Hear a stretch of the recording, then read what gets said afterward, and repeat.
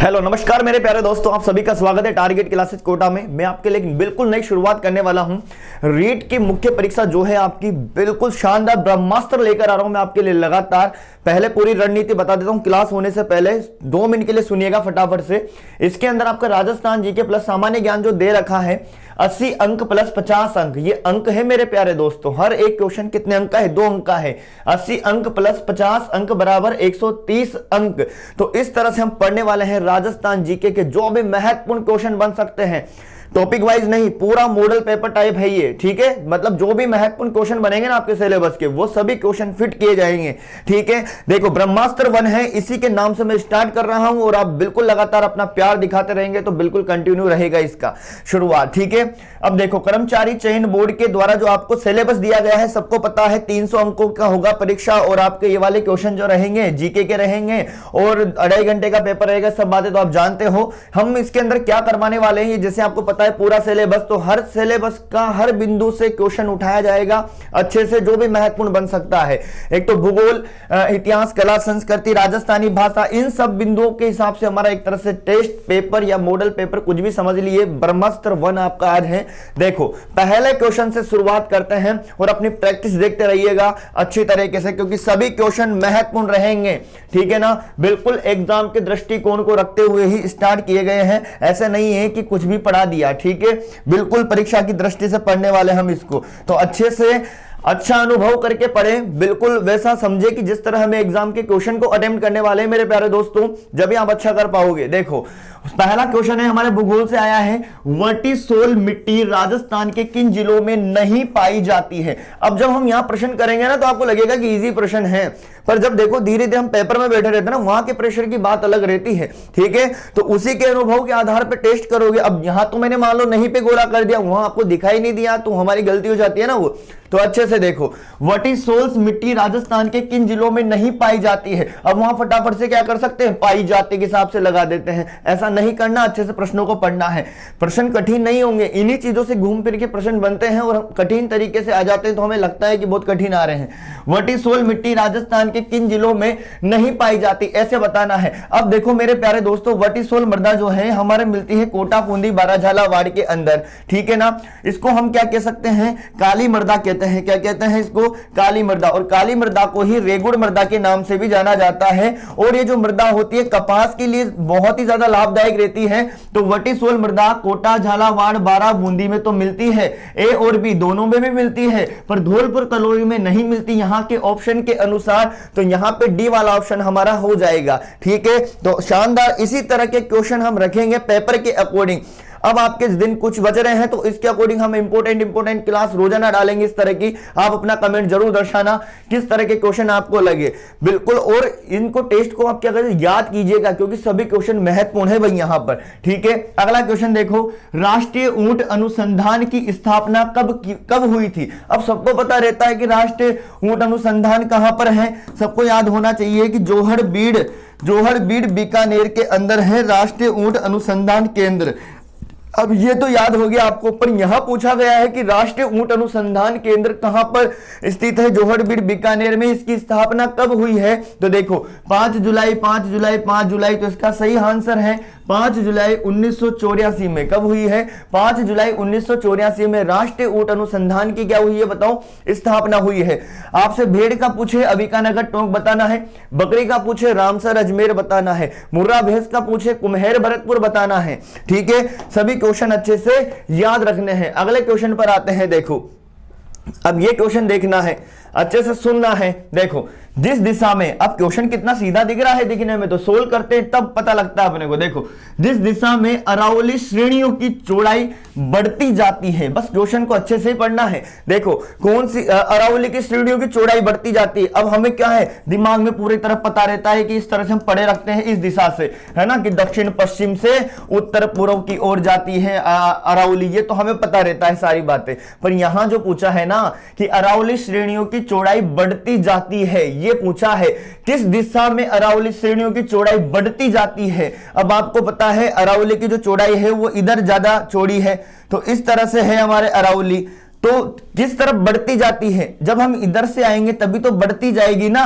देखो इधर चौड़ाई ज्यादा है, फिर चौड़ाई कम कम कम कम होती गई, तो हम उधर से आएंगे तभी तो बढ़ती हुई आएगी चौड़ाई, ठीक है ना। क्वेश्चन को अच्छे से समझना। तो मतलब हम उत्तर पूर्व से दक्षिण पश्चिम की ओर आ रहे हैं। देखो उत्तर पूर्व से दक्षिण पश्चिम की ओर आ रहे हैं, तब जाके अरावली की क्या बढ़ रही है, देखो चौड़ाई बढ़ रही है। यहां बात किस तरह से पूछी गई है कि जिस दिशा में अरावली श्रेणियों की चौड़ाई बढ़ती जाती है। तो देखो क्वेश्चन अलग तरह से घूम गया और हमें याद रहता है कि अरावली का विस्तार सबको पता है दक्षिण पश्चिम से उत्तर पूर्व की ओर है, ठीक है। आगे बात करते हैं अगले क्वेश्चन की तरफ। देखो क्वेश्चन संख्या 4 देखिएगा, सभी महत्वपूर्ण क्वेश्चन है, बिल्कुल सेम टू सेम भी छप जाएंगे, आप अच्छे से तैयार कर लेना प्रश्नों को, ठीक है ना। इंपोर्टेंट क्वेश्चनों में सही बनते हैं प्रश्न अधिकतर। राजस्थान राज्य में भू क्षेत्र में की लंबाई की दृष्टि से नदियों का सही आरोही क्रम क्या है। मतलब राजस्थान राज्य में, देखो राजस्थान राज्य में भू क्षेत्र, सुनना पूरी राजस्थान की बात हो रही है यहां पर, लंबाई की दृष्टि से नदियों का सही आरोही क्रम क्या है। अब ये आरोही क्रम क्या होता है ये तो आपको पता होना चाहिए ना, घटता क्रम बढ़ता क्रम ये वाला चीज तो, ठीक है। तो मतलब यहां प्रश्न ये बताना है कि हमें नदियों की लंबाई बतानी किस तरह में, बढ़ते क्रम में। बढ़ते क्रम का मतलब है सबसे आगे छोटी नदी आ जाएगी, इसका मतलब ये हुआ, ठीक है ना। बढ़ते क्रम में हमें बताना है, मतलब लगातार बढ़ता क्रम आप बताओगे, तो बढ़ता क्रम बताओगे तो देखो बढ़ते क्रम में आओगे तो सबसे बड़ी नदी चंबल और बनास ही आएगी। पर देखो यहां बात करिए कि राजस्थान राज्य के भू क्षेत्र की बात करिए, मतलब पूरी तरह राजस्थान में लंबाई होनी चाहिए उसकी ज्यादा। देखो हम इसकी बात करें, चंबल की कुल लंबाई है 966 और राजस्थान में बात करें तो 135 किलोमीटर आती है, ठीक है ना। बट बनास की बात करें तो बनास की 480 किलोमीटर है, पर ये तो पूरी तरह कहां पे है, पूर्णतः राजस्थान में ही है। तो बड़ी कौन हुई फिर एक तरह से, यहां पर बड़ी तो बनास ही हुई ना इस तरह से। देखो हम बात करें कांतली के बाद चंबल, अब चंबल की राजस्थान में 135 हो गई, फिर उसके बाद में 495 लूणी की हो गई, ठीक है ना। इस तरह से हमें बढ़ना है और इस तरह से आगे चलता जाएगा जवाब। मतलब कुल मिला के बाद आपसे पूछा जा रहा है कि पूर्णतः नदी कौन सी है, बनास है, पूरी तरह अपने यही है, और राजस्थान की सबसे लंबी नदी कौन सी है, चंबल है, ठीक है ना। इस तरह से आपको याद रखना है अच्छे तरीके से। चलो नेक्स्ट क्वेश्चन की तरफ बढ़ते हैं, अगले सवाल की तरफ। देखो अगला सवाल देखना कि निम्न में से असंगत कूट का चयन करें। अब निम्न में से असंगत कूट का चयन करना है आपको। देखो ये कूट दे रखा है और यहां से आपको जानकारी प्राप्त करनी है। राजस्थान में होर्स शू आकार की, अब होर्स शू आकार की पहाड़ियां रामगढ़ गांव बूंदी में है, यह पता लगाना है आपको पहले तो। फिर अगली लाइन कह रही है कि राजस्थान का सबसे ऊंचा पठार उड़िया का पठार है, बिल्कुल सही है। कुंभलगढ़ और गोगुंदा के बीच का भोराट का पठार है। क्वेश्चन जरूर आपको ऐसा दिख रहा है, ऐसा नहीं है कि क्वेश्चन बनाने के लिए ही लाइनें ली गई है। आपको ध्यान रखना यहां पर हर एक बिंदु अपने आप में फैक्ट वाला क्वेश्चन है, तो अलग अलग दृष्टिकोण से भी आप अच्छे से याद करें इनको, ठीक है। राजस्थान का सबसे ऊंचा पठार उड़िया का पठार है। कुंभलगढ़ और गोगुंदा के बीच भोराट का पठार है, बिल्कुल सही बात है। राजस्थान की नवीनतम पर्वतमाला अरावली पर्वतमाला है। अभी आपको सोचना है, विचार करना है कि क्या सही है या यहाँ पर क्या गलत है, ठीक है, कौन सा कूट यहाँ पर आएगा। तो सुनना बात, सबसे ऊंचा पठार उड़िया का पठार है, बिल्कुल सही बात है। और कुंभलगढ़ और गोगुंदा के बीच में भोराट का पठार है, यह भी सही बात है। पर यह लाइन देखिए आप, राजस्थान में होर्स शू आकार का मतलब क्या है, घोड़े की नाल की आकार की पहाड़ियां कहां पर है, 12 में है। ध्यान रखना रामगढ़ गांव 12 के अंदर है, बूंदी में नहीं है। तो ए वाला तो हो गया गलत, और बताना क्या है, असंगत कूट, जो गलत है यहां पर वो बताना है, गलत वाला बताना है आपको कि यहां पे कौन सा गलत है। तो देखो एक तो गलत हो ही गया, ठीक है ना, ध्यान रखना एक तो गलत हो गया। उसके बाद देखो राजस्थान की नवीनतम पर्वतमाला है क्या अरावली, नहीं है। राजस्थान की प्राचीन पर्वतमाला है अरावली, तो ठीक है ना। तो ये डी वाला भी यहां से गलत हो गया, तो ए और डी असंगत हो गया, मतलब 1 व 4 वाला क्या है यहां पर असंगत है, ठीक है ना। आई बात समझ में। चलो आगे क्वेश्चन की तरफ बढ़ते हैं, क्वेश्चन संख्या 6 की तरफ। देखो निम्न में से कौन सा विकल्प सही नहीं है, निम्न में से कौन सा विकल्प सही नहीं है 2011 के संदर्भ में बताना है, जनगणना के संदर्भ में, ठीक है, कौन सा विकल्प सही नहीं है। पर यहां जो चारों विकल्प है अपने आप में एक एक क्वेश्चन है ये, ठीक है ना। राज्य की जनसंख्या वृद्धि दर 21.3% है, जो कि बिल्कुल सत्य बात है, ठीक है। राज्य की जनसंख्या 6.86 करोड़ लगभग है, बिल्कुल सत्य बात है, लगभग लिख दिया है। राज्य की साक्षरता दर 66.11%, बिल्कुल सही बात है, ठीक है। राजस्थान में ग्रामीण व शहरी लिंगानुपात क्रमशः। अब देखो ग्रामीण लिंगानुपात है 933, कितना है 933, और शहरी लिंगानुपात है 914, जो क्रमशः सही नहीं दे रखा है, क्योंकि यहां पर तो क्या आना चाहिए था 933 और यहां क्या आना चाहिए था 914, तो इस तरह से विकल्प होना चाहिए था, तो यहां से सही नहीं है भाई, है ना। सही क्या बात है, याद कर लीजिएगा, राजस्थान में ग्रामीण लिंगानुपात 933 है, शहरी लिंगानुपात 914 है। अगले क्वेश्चन की तरफ बढ़े भाई। अगला क्वेश्चन है क्वेश्चन संख्या 7। देखो अब होने में तो कितना इजी है, रबी की फसल ही पूछी जा रही है, पर जवाब देना है, देखो सोच के दो। देखो रबी के मौसम की फसल का सही युग्म है। अब देखो रबी की तो आसानी से हम बता सकते हैं, पर युग्म में बताना है हमें, ठीक है ना। यही तो चक्कर पड़ता है हमारे एग्जाम में, हमें आते हुए भी नहीं आता है प्रश्न, ठीक है। तो रबी के मौसम की फसल का सही युग्म बताना है। अब देखो चना, गेहूं, कपास, अब हमें पता लगाना है, चना गेहूं तो रबी की फसल है, पर कपास थोड़ी है, तो ये वाला ऑप्शन तो हो ही नहीं सकता।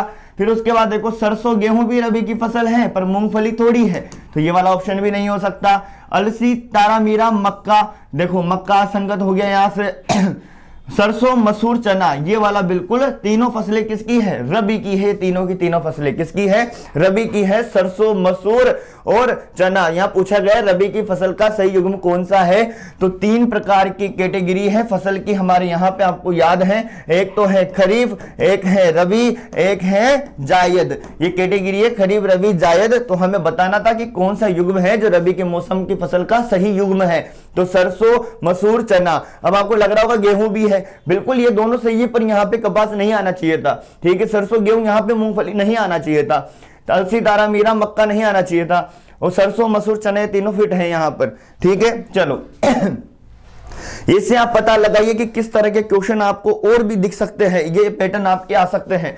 फिर देखो आगे की तरफ देखिएगा, क्षेत्रफल की दृष्टि से सबसे बड़ा कृषि जलवायु खंड कौन सा है, इंपोर्टेंट क्वेश्चन है सबके सब। क्षेत्रफल की दृष्टि से सबसे बड़ा कृषि जलवायु खंड, देखो एग्रीकल्चर जोन की यहां पर बात की जा रही है कि हमारे राजस्थान में कितने एग्रीकल्चर जोन हैं, तो ध्यान रखना 10 एग्रीकल्चर जोन है हमारे राजस्थान में, कितने हैं 10 हैं। और आपसे ध्यान रखना है, एक तो सबसे बड़ा कृषि जलवायु प्रदेश, और एक याद रखना है सबसे छोटा कृषि जलवायु प्रदेश।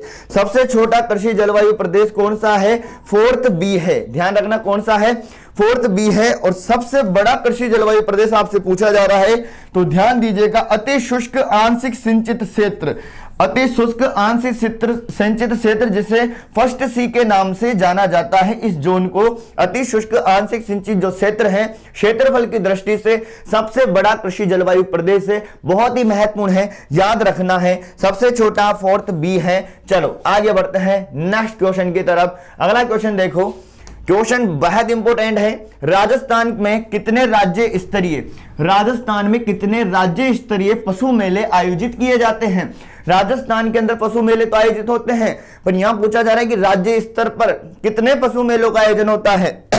तो देखो 10, 9, 12, 2 कितना होता है, आपको जवाब सोचना है अपने अंदर ही और एनालाइज करना है, क्योंकि बिल्कुल समय खराब नहीं होगा इससे, ताकि आप पहचान सको कि मैं सही दिशा में पढ़ाई कर रहा हूं या नहीं। देखो 10 जो मेले हैं वो राज्य स्तरीय पशु मेले हैं, पर सबसे इंपॉर्टेंट याद रखना चंद्रभागा पशु मेला पूछा जाता है बार बार, ध्यान रखना। चंद्रभागा पशु मेला झालरा पाटन कार्तिक पूर्णिमा, उसके बाद पुष्कर वाला, जसवंत सागर पशु मेला, ये सब याद रखने हैं आपको, ठीक है। उसके बाद मल्लीनाथ पशु मेला तिलवाड़ा बाड़मेर। चलो अगला क्वेश्चन है, देखो क्वेश्चन संख्या 10 पर हम आ चुके हैं। 20वीं पशु गणना, यहीं से क्वेश्चन आ सकता है, कौन सी पशु गणना, 20वीं पशु गणना के अनुसार राजस्थान का सर्वाधिक पशुधन घटते क्रम में बताना है। ये पूरा टेस्ट है आपका एक तरह से, ठीक है। सर्वाधिक पशुधन घटते क्रम में बताना है, किस क्रम में बताना है, सर्वाधिक जो पशुधन है उसको हमें घटते क्रम में बताना है। मतलब सबसे ज्यादा हमारे यहाँ पे कौन सा पशु है, बकरी है। कौन सा पशु है भाई, बकरी है। पर देखो उसके बाद जो है ना, उसके बाद हमारे यहाँ गोवंश है, क्या है, गोवंश। तो ये सभी ऑप्शन यहां से डिलीट हो गए, उसके बाद भैंस, उसके बाद भेड़ और उसके बाद ऊंट। तो कम से कम आपको पांचों याद रखने हैं। पहले नंबर पे सर्वाधिक में बकरी याद रखना है, उसके बाद गोवंश, उसके बाद भैंस, उसके बाद भेड़ और उसके बाद ऊंट। यहां इस तरह से नहीं है बताना जवाब कि किस पशु में हमारे राजस्थान का प्रथम स्थान है, इस सरणी से नहीं बताना है। यहां बताना है कि 20वीं पशु गणना के अनुसार राजस्थान का सर्वाधिक पशुधन बताना है, वो भी घटते क्रम में। मतलब सबसे पहले बड़ा हुआ, बड़ा कौन है? बकरी, उसके बाद गोवंश, फिर भैंस, फिर भेड़, फिर ऊंट। ठीक है, चलो आगे बढ़ते हैं नेक्स्ट प्रश्न पर। देखो सूर्य, अब अगला क्वेश्चन आ चुका है। सभी क्वेश्चन है इसके अंदर हिस्ट्री, कल्चर, ज्योग्राफी से संबंधित महत्वपूर्ण आपके सिलेबस के अकॉर्डिंग। सूर्यमल मिश्रण के द्वारा लिखित वंश भास्कर, क्वेश्चन ये भी इंपॉर्टेंट रहता है कि वंश भास्कर किसने लिखी? सूर्यमल मिश्रण ने। सूर्यमल मिश्रण का संबंध कहां से है? बूंदी से। ठीक है, सूर्यमल मिश्रण द्वारा लिखित वंश भास्कर को किसने पूरा किया था? यह अधूरा था, किसने पूरा किया था? तो ये मुरारी दान ने पूरा किया था। किसने पूरा किया था इस ग्रंथ को? मुरारी दान ने। फिर देखो अगला क्वेश्चन बेहद इंपॉर्टेंट है। उन दो सरदारों के नाम बताइए, उन दो सरदारों के नाम बताइए जिन्होंने अकबर के समय 7000 की मनसबदारी प्रदान की गई थी। मतलब आपने 7000 के मनसबदारी के नाम में केवल मान सिंह का नाम सुना है। आपको क्वेश्चन तो आ रहा है, मान सिंह को जानते हो आप नाम, पर यहां पे ऑप्शन दो हैं। ठीक है, मान सिंह और मान सिंह। ठीक है, तो उन दो व्यक्तियों के नाम बताने, उन दो सरदारों के नाम बताने हैं जिनको अकबर ने 7000 की मनसबदारी प्रदान की थी। तो देखो उनका नाम है मान सिंह और कोका अजीज। तो ये बिल्कुल सही जवाब है। फिर देखो आगे की तरफ बढ़ते हैं। अगला क्वेश्चन कौन भूतपूर्व कोटा रियासत की महिला स्वतंत्रता सेनानी, कौन भूतपूर्व कोटा रियासत की महिला स्वतंत्रता सेनानी थी? अंजना देवी, नारायणी देवी, कमला स्वाधीन या फिर शांता त्रिवेदी? अच्छा क्वेश्चन है, आया हुआ है एग्जाम में। कमला स्वाधीन इसका सही जवाब रहेगा। फिर देखो कोटा रियासत से इनका संबंध है। गलत युग्म छांटना है यहां पर, निम्न में से गलत युग्म बताना है। ये किससे क्वेश्चन आ गया है? हिस्ट्री के प्रजामंडल से। ठीक है, पूरा आपका सिलेबस कवर कर रहा हूं, अच्छे से देख लेना। हर सिलेबस के बिंदु को कवर किया जा रहा है। मतलब आप रोजाना हर सिलेबस के बिंदु पे जा रहे हो, तो इसका मतलब अच्छा आपका रिवाइज होगा। ठीक है, और अच्छे क्वेश्चन आपके सामने आते रहेंगे। गलत युग्म है, अब गलत युग्म बताना है। करौली प्रजामंडल से संबंधित कौन है? त्रिलोक चंद माथुर, बिल्कुल सही जवाब है। जयपुर प्रजामंडल से जमुना लाल बजाज, ये भी सही है। मेवाड़ प्रजामंडल के अध्यक्ष कौन थे? बलवंत सिंह मेहता है। और संस्था माणिक्यलाल वर्मा याद रखना है। झालावाड़ प्रजामंडल से रघुवर दयाल गोयल, ये नहीं है। ठीक है ना, झालावाड़ प्रजामंडल से जो है मांगीलाल भव्य है। कौन है मेरे प्यारे दोस्तों?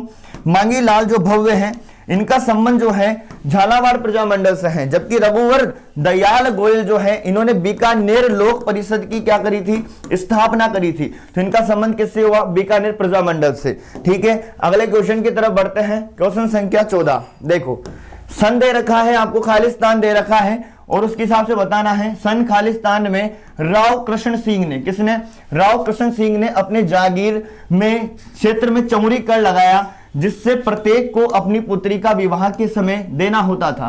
क्वेश्चन पूछा जा सकता है कि चौरी कर का संबंध कहां से है? बिजोलिया किसान आंदोलन से। ठीक है, दूसरा क्वेश्चन, चौरी कर जो लगाया था वो किसने लगाया था? राव कृष्ण सिंह ने। कब लगाया था? 1903 में लगाया था। तो ध्यान रखना 1903 में चौरी कर लगाया, जिसका संबंध किससे था? पुत्री के समय पे क्या देना पड़ता था? यहां पे कर देना पड़ता था। उसके बाद देखो क्वेश्चन संख्या 15 देखिए भाई, बाकी नस्ल तो आप जानते हो, पर ये शायद आपको अनजानी नजर आ सकती है। ठीक है, देखो पंढरपुरी और राबी किसकी नस्ल है? तो ध्यान रखना पंढरपुरी जो राबी है ये भैंस की नस्ल है, पर इंपोर्टेंट कौन कौन सी ज्यादा है? मुर्रा नस्ल है। ध्यान रखना जमुनापरी किसकी है? जमुनापरी किसकी है बताओ? जमुनापरी है बकरी की है। ठीक है, बल्कि जाफराबादी किसकी है? जाफराबादी ये भी भैंस की है। ठीक है, मुर्रा याद रखना, महसाना याद रखना, क्या याद रखोगे? महसाना भी याद रखना है। ये सब किसकी है? भैंस की है। ठीक है ना, पंढरपुरी और राबी भी किसकी है? भैंस की है। थार पारकर किसकी है? गाय की है। राठी भी किसकी है? गाय की है। ठीक है, कांकरेज किसकी है? कांकरेज गाय की है। ठीक है ना, गिर किसकी है? गाय की है। पुंगल किसकी है? भेड़ की है। चक्री भेड़ की है। चनोतर भेड़ की है। सोनाड़ी भेड़ की है। मगरा भेड़ की है। याद रखना। अगला क्वेश्चन देखो, क्वेश्चन संख्या 16, निम्न में से कौन सा विकल्प सही नहीं है? कौन सा विकल्प है जो सही नहीं है, ये बताना है। ठीक है, कला संस्कृति से है। थेवा कला का संबंध प्रतापगढ़ से सोनी जी परिवार, बिल्कुल सही है। ब्लू पोट्री जयपुर के अंदर, सही है। ब्लैक पोट्री कहां से संबंधित है? कोटा से। कोटा ऑप्शन में नहीं हो तो सवाई माधोपुर। ठीक है, मथुरन कला बाड़मेर से नहीं है भैया, बीकानेर से संबंधित है। कहां से है? बीकानेर से संबंधित है मथुरन कला, तो ये वाला ही यहां पर सही नहीं है। मसूरिया साड़ी कोटा डोरिया कोटा की प्रसिद्ध है। ठीक है, आगे बढ़ते हैं अगले सवाल की तरफ। राग कल्पद्रुम के रचयिता कौन है? कृष्णानंद व्यास, राधा कृष्ण, राणा हमीर या महाराणा कुंभा, ये बताना है। राग कल्पद्रुम पूछा है यहां पर। राग कल्पद्रुम के रचयिता है कृष्णानंद व्यास। कौन है फ्रेंड्स? कृष्णानंद व्यास हैं। बहुत ही अच्छे क्वेश्चन लग रहे होंगे अगर आप ईमानदारी से पढ़ाई कर रहे होंगे तो। इंपॉर्टेंट क्वेश्चन है मेरे प्यारे दोस्तों आप लोगों के लिए। ठीक है, तो क्लास को अधिक से अधिक शेयर जरूर करें आप। ठीक है, ताकि हम रोजाना आपको क्लास देने वाली। सामाजिक सुधारक गोविंद गुरु, सामाजिक सुधारक गोविंद गुरु का जन्म कहां हुआ? डूंगरपुर के।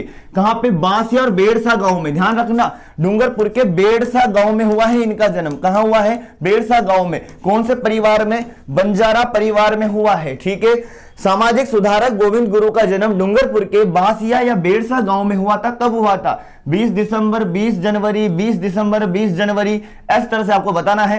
देखो जनवरी में तो हुआ नहीं था, तो जनवरी के ऑप्शन घट जाएंगे, और 1857 में भी नहीं हुआ था, तो ये भी हट जाएंगे। ठीक है, तो 20 दिसंबर 1858 में हुआ था। कब हुआ था? 20 दिसंबर 1858 में हुआ था। 57 में तो क्रांति हुई थी। ठीक है ना, चलो आगे बात करते हैं क्वेश्चन संख्या 19 की तरफ।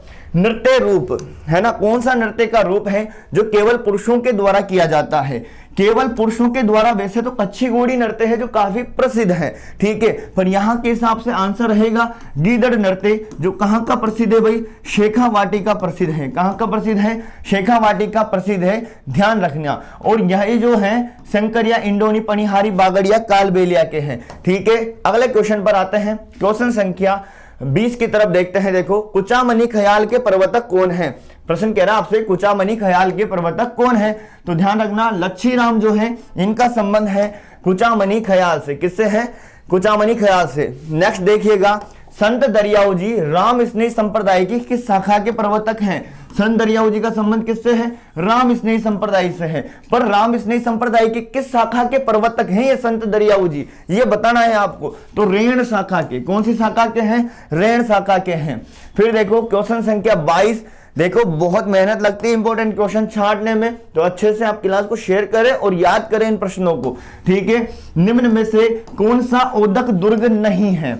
कौन सा किला है जो ओदक दुर्ग नहीं है? अब ओदक का मतलब क्या होता है? ओदक का मतलब होता है जल। क्या है मेरे प्यारे दोस्तों? जल। पर कभी परीक्षा में पता भी नहीं लग पाता है हमें कि ओदक का मतलब जल होता है क्या। ठीक है, ऐसे तो हम कर ही देते जल दुर्ग के हिसाब से तो। ठीक है ना, तो ओदक दुर्ग नहीं का मतलब कह रहा है कि कौन से जल दुर्ग नहीं है, ये बताना है। तो भाई गागरोन तो है, गागरोन तो है, आपको पता है ना। गागरोन का किला किसके किनारे है? आहू और काली सिंध नदी के संगम पर है, तो ये तो जल दुर्ग हो गया। भेसरोडगढ़ भी है, बामनी नदी से संबंधित है। बेड़च और गंभीरी नदियों के संगम पर चित्तौड़गढ़ का भी है।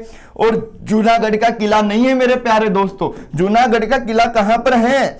बीकानेर में, और बीकानेर में तो कोई नदी ही नहीं बहती है ना, तो ये ध्यान रखना है। बीकानेर, चूरू, राजस्थान के ऐसे 2 जिले हैं जहां पर कोई नदी नहीं बहती है। क्वेश्चन संख्या 23 पर देखो, माउंट आबू राजस्थान है ना, ध्यान रखना, माउंट आबू राजस्थान। माउंट आबू सिरोही के अंदर है, में दिलवाड़ा मंदिर है, प्रसिद्ध है। इसके संबंध में कौन सा विकल्प सही नहीं है, ये बोलना है आपको, ये बताना है। माउंट आबू सिरोही में है, दिलवाड़ा मंदिर यहीं पर है, पर इसके संबंध में कौन सा विकल्प सही नहीं है, ये जवाब देना है। देखो, जैन मंदिर में कला हेतु प्रसिद्ध है, ये पहली लाइन इंपोर्टेंट है। जैन मंदिर में कला हेतु प्रसिद्ध है ये, ठीक है, कला के लिए प्रसिद्ध है। इस मंदिर परिसर में मंदिरों की कुल संख्या 5 है, बिल्कुल सत्य बात। इसके अंदर यहाँ पे 5 संख्या है मंदिरों की। देलवाड़ा स्थित आदिनाथ का मंदिर है, जिसका निर्माण विमल शाह ने करवाया है। इंपोर्टेंट क्वेश्चन है, देखो 3 इंपोर्टेंट हो, 4 इंपोर्टेंट क्वेश्चन हो चुके हैं यहीं पर। ठीक है, इस मंदिर समूह में 4 मंदिर हैं। अब आपको बता दिया है कि 5 मंदिर हैं, तो 4 वाला तो गलत होगा ना, तो ये वाला गलत है। ठीक है, आदिनाथ मंदिर वाला याद कर लेना, विमल शाह ने इसका क्या करवाया है, निर्माण करवाया है। 24 वाले प्रश्न पे देखो भाई, निम्नलिखित में से, शेयर अच्छे से करना, बिल्कुल इंपोर्टेंट क्लास देता रहूंगा मैं आपको, शेयर करना जोरदार तरीके से, ठीक है, और अच्छे क्वेश्चन मिलेंगे आपको। निम्नलिखित में से कौन सा मंदिर गुर्जर प्रतिहार वास्तुशैली का नहीं है? कौन सा मंदिर है जो गुर्जर प्रतिहार वास्तुशैली का नहीं है? गुर्जर प्रतिहार वास्तुशैली के मंदिर आपको पता होना चाहिए। किराड़ो का सोमेश्वर मंदिर बाड़मेर, कहां पर है? बाड़मेर में है। जो राजस्थान का खजुराहो कहलाता है कौन? किराड़ू। मिनी खजुराहो भिंड देवरा बारा। क्वेश्चन को भी सुनते जाए अच्छे से, ठीक है। गुर्जर प्रतिहार वास्तुशैली से संबंधित है भाई, ठीक है। ओसिया का सूर्य मंदिर जोधपुर में संबंधित है। गोट मांगलोद का दधी माता मंदिर है, ये भी नागौर के अंदर है, जो भी क्या है? गुर्जर प्रतिहार से संबंधित है। पर चार चौमा का शिव मंदिर नहीं है, ठीक है। ये गुप्त कालीन मंदिर है, नागर शैली का प्राचीन मंदिर है एक तरह से, पर ये इससे संबंधित नहीं है। गुर्जर प्रतिहार वास्तुशैली से चार चौमा का मंदिर कहां पे है? कोटा के अंदर है। चलो आगे की तरफ बात करते हैं क्वेश्चन संख्या 25 पर। हवा महल की पहली मंजिल का नाम क्या है भाई? हवा महल की पहली मंजिल का नाम क्या है, ये बताना है। हवा महल कितना मंजिला है भाई?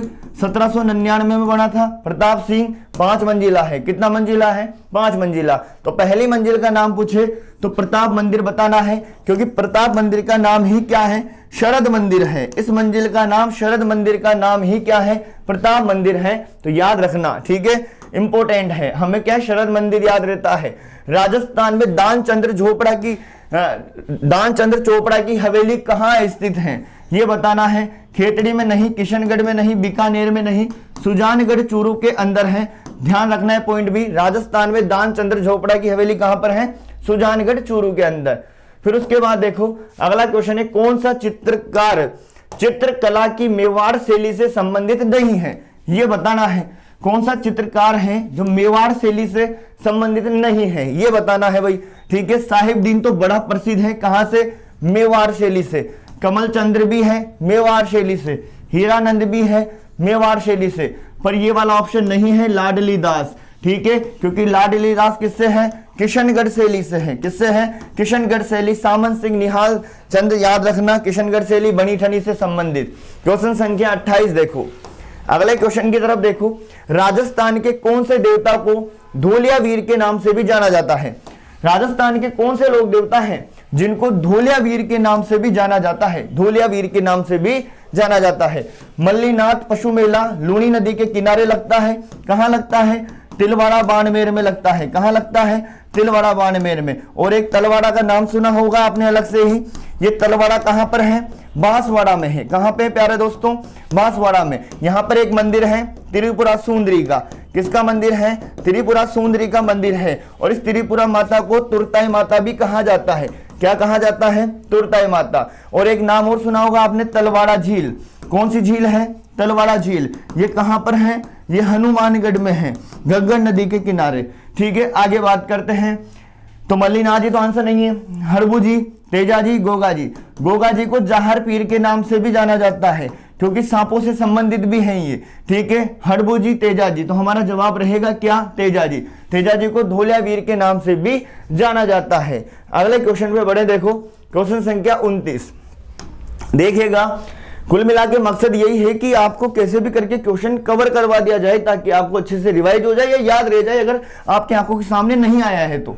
निम्नलिखित में युग्मों में से कौन सा असंगत युग्म है? कौन सा निम्नलिखित में से युग्म है जो असंगत है, जो चाहे यहाँ पे भिन्न है, गलत है? ब्रह्माणी माता का मंदिर सोरसन बारा में है, बिल्कुल सही बात है। नारायणी माता का मंदिर राजगढ़ अलवर में है, बिल्कुल सही बात है। आवरी माता का मंदिर असावरा चित्तौड़गढ़, सही है। जिलानी माता का मंदिर जसोल बाड़मेर में नहीं है। जिलानी माता का मंदिर अलवर के अंदर है। कहां पे फ्रेंड्स? अलवर के अंदर है। अगला क्वेश्चन देखिएगा, मेवाड़ आदिवासियों द्वारा कौन सी होली प्रसिद्ध है? देखो, लठमार होली, पत्थरमार होली, भगोरिया होली या अंगारों की होली, ये बताना है। देखो, लठमार होली श्री महावीर जी की तरफ है, पत्थरमार होली सुना आपने, ये बाड़मेर की तरफ ये है। भगोरिया हवेली अलग है, यहाँ भगोरिया होली अलग है। ये किससे संबंधित है? मेवाड़ के आदिवासियों से संबंधित है। किससे संबंधित है? मेवाड़ के आदिवासियों से। अगला क्वेश्चन देखिएगा, वैशाख कृष्ण तृतीया। क्वेश्चन है, वैशाख कृष्ण तृतीया के दिन घिंगा गणगौर किस महाराणा के शासन काल में शुरू हुई थी? घिंगा गणगौर का संबंध है उदयपुर से। कहां से संबंधित है? उदयपुर से संबंधित है। देखो, वैशाख कृष्ण तृतीया के दिन घिंगा गणगौर किस महाराणा के शासनकाल में शुरू हुआ था? तो देखो, ये राज सिंह के शासनकाल में शुरू हुआ था। किसके शासनकाल में? राज सिंह के शासनकाल में। अगला क्वेश्चन देखो, क्वेश्चन संख्या 32, निम्न में से कौन सा कान का आभूषण नहीं है? निम्न में से कौन सा कान का आभूषण नहीं है? तो कान का आभूषण देखो, अंगोटिया भी है, टोंटी भी है, सुरलिया भी है, पर बुलाक नहीं है। तो यही आंसर हो जाएगा, क्योंकि बुलाक कहां का आभूषण है? नाक का है। और मेमंत पूछा जाए तो बता देना, सिर का है। ठीक है, चलो आगे बात करते हैं अगले क्वेश्चन की तरफ। क्वेश्चन संख्या 33, देखो, सती प्रथा को सबसे पहले कब और कहां पर गैर कानूनी घोषित किया गया था? सबसे पहले कहां पर और कब गैर कानूनी घोषित किया गया था सती प्रथा को? यह जवाब आपको देना है। बूंदी में किया गया था 1822 ईस्वी में। कब किया गया था? 1822 ईस्वी में किया गया था। अगला क्वेश्चन देखो, क्वेश्चन संख्या 34, गोविंद गिरी के नेतृत्व में, किसके नेतृत्व में? गोविंद गिरी के नेतृत्व में भील आंदोलन को दबाने के लिए मानगढ़ का जनसंहार किस वर्ष हुआ था? 17 नवंबर 1913 को हुआ था। कब हुआ था? 17 नवंबर 1913 को। देखो, इंपोर्टेंट क्वेश्चन की क्लास की यूं समझ लीजिए, इसके माध्यम से आपकी इंपोर्टेंट क्लास भी क्वेश्चन भी हो रहे हैं और हमारा टेस्ट भी हो रहा है। फिर देखो, उदयपुर रियासत का राजस्थान संघ में विलय कब हुआ था? अब ये एकीकरण से क्वेश्चन है, बताना है आपको। उदयपुर रियासत का राजस्थान संघ में विलय कब हुआ था? ये जवाब देना है भाई आप लोग, फटाफट बताना, पढ़ रखा है आपने एकीकरण। फिर देखो, क्वेश्चन संख्या 36 को देखिएगा, राजस्थान के इतिहास में पट्टा रेख का क्या अभिप्राय है? पट्टा रेख का अभिप्राय है बेगार नहीं है, आया निर्यात भी नहीं है, सैन्य कर भी नहीं है, आंकलित राजस्व का मतलब है पट्टा रेख। ठीक है, फिर देखो अगला क्वेश्चन है, बीकानेर के राय सिंह का शासनकाल क्या था? देखो, लगने में सीधे दिख रहे होंगे आपको क्वेश्चन, पर जब हमारी करने की बारी आती है ना वहां पे प्रश्नों को, तब हम कंफ्यूज होते हैं कि बी लगाएं या फिर सी लगाएं, इस तरह से। ठीक है, तो वही कंफ्यूज आपको दूर करना है मेरे प्यारे मित्रों। देखो, आगे बात करें, बीकानेर के राय सिंह का शासनकाल है। बीकानेर के राय सिंह का शासनकाल 1574 से स्टार्ट है। बिल्कुल सही बात है, दोनों सही है, पर 1610 लगाएं या 1612 लगाएं, वही तो है बात। देखो, 1574 से लेके 1612 इसका बिल्कुल सही जवाब है। नेक्स्ट पर आते हैं क्वेश्चन संख्या 38 की तरफ। देखो, निम्नलिखित में से कौन सा मराठा आक्रमण के विरुद्ध हुरडा सम्मेलन में सम्मिलित नहीं थे? अब आप हुरडा सम्मेलन जानते होंगे, 17 जुलाई 1734 को हुआ था। कब हुआ था? 17 जुलाई कब हुआ था बताओ प्यारे दोस्तों? 17 जुलाई 1734 में हुआ था हुरडा सम्मेलन। ठीक है ना, पर उसमें कौन सम्मिलित नहीं है ये बताना है। ठीक है ना, तो महाराणा जगत सिंह ए, उसके बाद हम बात करें सवाई जय सिंह, उसके बाद बात करें महाराणा अभय सिंह, तो ये सब तो सम्मिलित हुए थे, पर महाराणा जसवंत सिंह सम्मिलित नहीं हुए थे। ठीक है ना, अच्छे से याद रखना, क्वेश्चन महत्वपूर्ण है। निम्न में से कौन सा गलत है? ठीक है ना, क्वेश्चन इन्हीं में से बनते हैं दोस्तों, घूम फिर के, फिर बोल रहा हूं, अच्छे से कर लेना, इनको याद नहीं है तो। निम्न में से कौन सा गलत है? राजस्थानी भाषा एवं संस्कृति में डिंगल काव्य की शैली है। राजस्थानी भाषा, आपकी भाषा संस्कृति दे रखी ना, वहां से प्रश्न। राजस्थानी भाषा एवं संस्कृति में डिंगल काव्य की शैली है, बिल्कुल सही है। निमाड़ी एवं रागड़ी मेवाती बोली की विशेषता है। ठीक है ना, डूंगरपुर बांसवाड़ा क्षेत्र में बागड़ी बोली बोली जाती है, बिल्कुल सही है। गोडवाड़ी बोली का संबंध जालोर से है, यह भी सही बात है, पर निमाड़ी और रागड़ी, धोखा नहीं खाना इस तरह से, मेवाती नहीं आएगा। ठीक है ना, निमाड़ी और रागड़ी की जो बोली का मिश्रण है वो मालवी है। कौन सी है? मालवी है, इस चीज का ध्यान रखना। ठीक है, तो यही तो गलत है यहां से कि निमाड़ी और रागड़ी मेवाती बोली की विशेषता नहीं, मालवी की विशेषता है। ठीक है, अगले क्वेश्चन पे आते हैं, क्वेश्चन संख्या 40। देखो, और आपको पता है मेरे प्यारे दोस्तों, राजस्थान की कला संस्कृति, राजस्थान का इतिहास और राजस्थान की भूगोल और अर्थव्यवस्था इसके अंदर 40 क्वेश्चन में निपटी है। तो ये कितने का हो गया? 80 नंबर का पैटर्न हो गया ना। तो इस तरह से आपके प्रश्न बनेंगे, वहां पर 40 क्वेश्चन हुए ना, तो ये 80 के हो गए। ठीक है ना, तो इस तरह का पैटर्न। अब आपका 50 का पैटर्न और बचा हुआ है, 50 अंक का जो 25 प्रश्न रहेंगे उन सिलेबस को भी मैं जोड़ दूंगा, पर इस क्लास के आधार पे देखूंगा। अगर आप अपना प्यार दिखाते हो, अच्छे से इंटरेस्ट लेते हो, आपको अच्छा लगता है कि याद हो रहे परीक्षा में काम आएंगे, तो हम आगे की ओर बढ़ा देंगे क्लास को, ठीक है। तो प्रबंध चिंतामणि का लेखक कौन है? उद्योतन सूरी है, नयन चंद्र सूरी है, मेरु तुंगाचार्य है या दलपत विजय है? आपका मन लग कर सकता है कि चिंतामणि में हम क्या लगा दें, उद्योतन सूरी गलत है, ठीक है ना, मेरु तुंगाचार्य इसका सही जवाब है। तो मेरे प्यारा दोस्तों कैसी लगी आपको क्लास, ये जरूर बताना। अब देखो आपके रीट के मुख्य परीक्षा के अंदर जो 80 अंक आने वाले हैं वो इसी तरह के 40 प्रश्न रहने वाले हैं जो हमने करे हैं अभी, ठीक है ना। तो 40% देखो, 40 पे हम क्वेश्चन संख्या 40 पर पूरा पैटर्न लिया है हमने, एक सिलेबस के बिंदु से उठाया है, ठीक है। तो 40 क्वेश्चन हो गए, कितने नंबर के? 80 नंबर के हो गए, ठीक है ना। अब आपके बचते हैं और 50 क्वेश्चन। कितने बच रहे और 50 क्वेश्चन, वो कितने नंबर के रहेंगे? 25, सॉरी कितने क्वेश्चन रहेंगे? 25 क्वेश्चन रहेंगे वो। अब 25 में करंट अफेयर्स वगैरह ये सब हैं, प्रतीक चिन्ह वगैरह, ऐसी राजस्थान की प्रशासनिक सेवा वगैरह से क्वेश्चन है, तो 25 क्वेश्चन और ऐड कर देंगे। बस आपका प्यार पे डिपेंड करता है कि आप क्लास में कितना इंटरेस्ट दिखाते हो, ठीक है। धन्यवाद मेरे प्यारे दोस्तों।